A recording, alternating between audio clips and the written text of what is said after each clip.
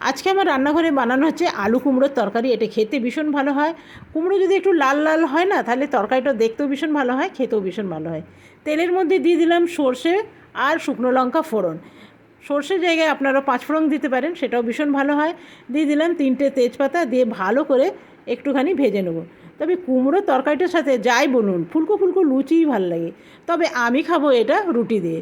দিয়ে দিলাম নুন, হলুদ, দিয়ে দিলাম সবজি মশলা, দিলাম অল্প সামান্য ঝাল।